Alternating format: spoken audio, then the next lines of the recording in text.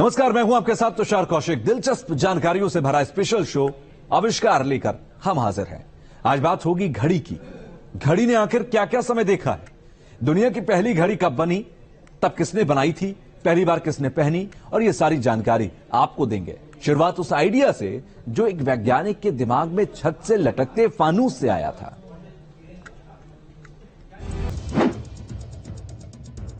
वो वक्त था 16वीं शताब्दी का। इटली के पीसा में चर्च के अंदर बैठे थे खगोल शास्त्री गैलीलियो। ऊपर छत से लटका एक चमकता फानूस हिल रहा था। हिलते फानूस को देखकर गैलीलियो को आया एक आइडिया। गैलीलियो ने देखा हिलता फानूस एक पेंडुलम की तरह है और उसकी हिलने की गति दोनों ओर एक जैसी है।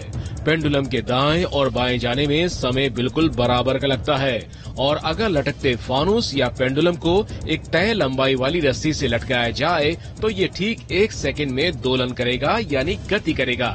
और यही बन गया दुनिया की पहली पेंडुलम क्लॉक का आइडिया। सबसे पहले गैलीलियो ने इस बात को गौर किया कि एक गिरजाघर में उसने देखा कि जो बड़े फानूस थे और वो झूल रहा था, और उस क्रम में ही उन्होंने ये ऑब्जर्व किया ये कि इस फानूस के डोलने का जो समय है वो बड़ा निश्चित है, वो बहुत इर्रेगुलर ढंग से नहीं दोलन करता है। एक ऑसिलेशन कहते हैं कि अपने नियत स्थान से जाना और पुनः वहां वापस आना, इसको वन कंप्लीट ऑसिलेशन कहते हैं। उसको एक बार इधर जाने में कितना समय लगा? 1 सेकेंड, क्योंकि जाके आने में 2 सेकेंड लगे। तो 1 सेकेंड का मतलब हुआ ये घड़ी की तरह काम करने लगा। एक बार इधर गया 1 सेकेंड, और इस मोशन को अगर हम जोड़ दें कांटे के घूमने से तो हमारा 1-1 सेकेंड पे हमारा कांटा, जो कांटा कह लें या उसकी सुई कह लें, जिसको हैंड्स ऑफ द वॉच कहते हैं, वो घूमता रहता है। हालांकि पेंडुलम क्लॉक दुनिया की पहली घड़ी नहीं थी। पहली प्राचीन घड़ी तो मिस्र सभ्यता ने दी थी। 3500 ईसा पूर्व में बनी ये घड़ी बहुत बड़ी और पत्थर की थी। इसमें आज की घड़ी की तरह एक डायल भी था। इसी घड़ी पर सूरज टाइम तय करता था और इस घड़ी का नाम था सन डायल, जिसे सूरज घड़ी भी कहते हैं। दरअसल इस सिस्टम में सूरज आसमान में घूमता था और नीचे बदलती परछाई बन जाती थी घड़ी की सुई। इससे दिन के टाइम का अंदाजा होता जाता था। सौर घड़ी जो है सूरज की रोशनी के साथ कैसे परछाई बन रही है समय का अनुमान लगाने की में सहायता करती थी। सूरज की दिशा से बनी परछाई के आधार पर समय का पता लगाया जा सकता था। इन सौर घड़ियों की एक ही समस्या थी कि अगर दिन में बादल छाए हुए हैं और सूरज का प्रकाश धरती पर नहीं पड़ रहा है तो समय का अनुमान नहीं लगाया जा सकता। ऐसे ही रात के समय जब धरती पे सूरज का प्रकाश है ही नहीं, तब भी जो है इन सौर घड़ियों से हम समय का अनुमान नहीं लगा सकते। सूरज की गति है वो वास्तविक रूप से पृथ्वी की गति है। पृथ्वी चक्कर लगाती है सूर्य के चारों ओर, तो हम कोई भी एक ऑब्जेक्ट ले लें तो उसकी छाया पड़ती है, और उस छाया के सिचुएशन से जो है हम समय का अंदाजा लगा सकते हैं मोटे तौर पे। जैसे कि दोपहर में जो है सूर्य जो है वो सर पे होता है, तो अगर हम कोई भी वस्तु है उसकी छाया सबसे छोटी होगी, और सुबह के समय में जो है वो छाया पश्चिम की ओर बनेगी क्योंकि सूर्य पूर्व में होता है, और शाम में पश्चिम की ओर सूर्य होता है तो छाया पूर्व की ओर होती है। तो इससे भी लोगों को पहले पता चलता होगा। मिस्र जैसी सूर्य घड़ियों का इस्तेमाल यूरोप में भी खूब हुआ। ग्रीस और इटली में बेहतर बदलाव के साथ नई सनडायल घड़ियां तैयार हुई। भारत में सनडायल तो आज भी काफी पॉपुलर है।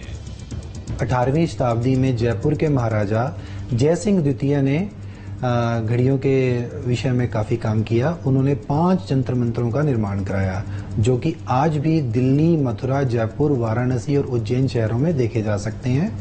इन जंतर मंत्रों की सहायता से आम जनता दिन में समय जान सकती थी कि इतना समय हुआ है।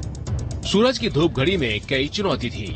दिन में तो सूरज होता, लेकिन रात में जब सूरज गायब रहता है तब सनडायल फेल हो जाते हैं, और अगर बारिश वाले बादल आ जाएं तो सनडायल पर परछाई ही नहीं बनती। इसलिए कुछ नई तरह की घड़ी बनाने के आइडिया की जरूरत पड़ी। मिस्र के लोगों ने ही वाटर क्लॉक यानी पानी की घड़ी का आविष्कार किया था। 1500 ईसा पूर्व का ये आविष्कार बड़ा सिंपल था।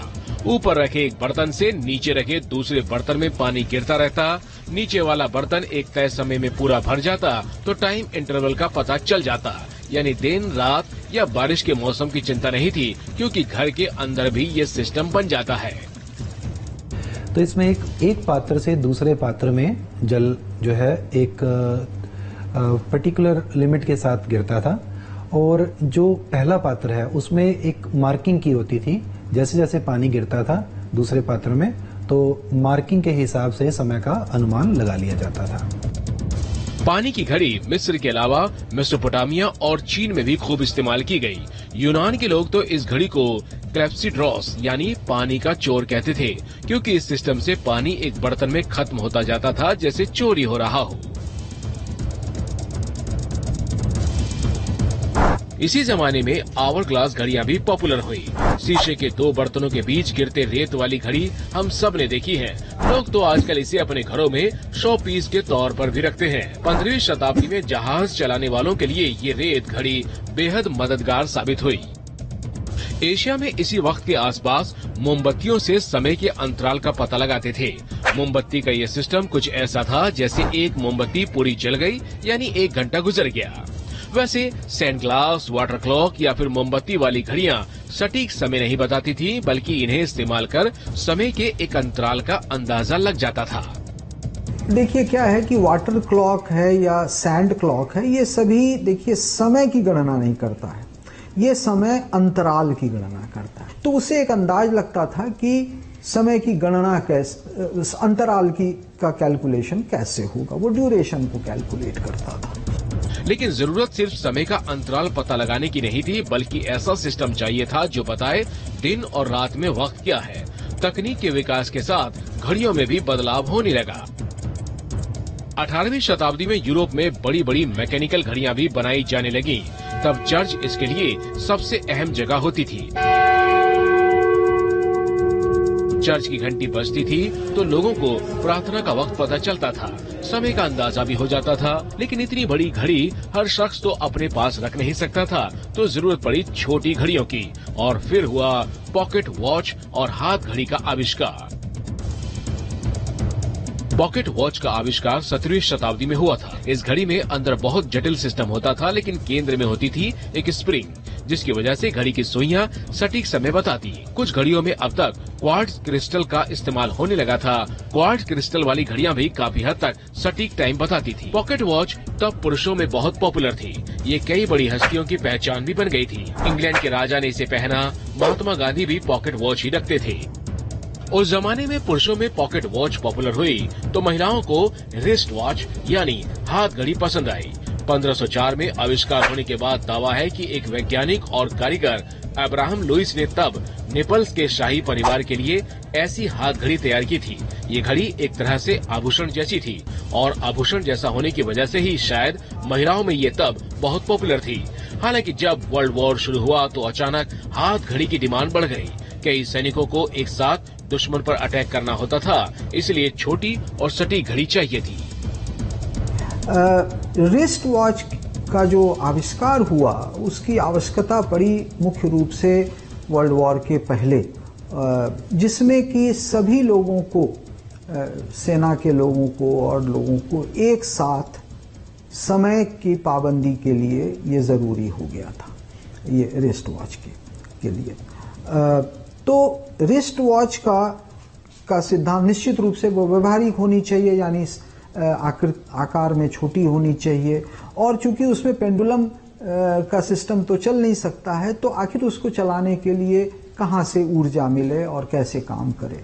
तो इसके लिए जो आविष्कार हुआ है, जो रिकॉर्ड बताते हैं, वो है कि जर्मनी में इसका आविष्कार हुआ 15वीं-16वीं शताब्दी में। एक बार ब्राजील के एक पायलट थे जिनका नाम था एल्बर्टो सेंटोस डुमोंट।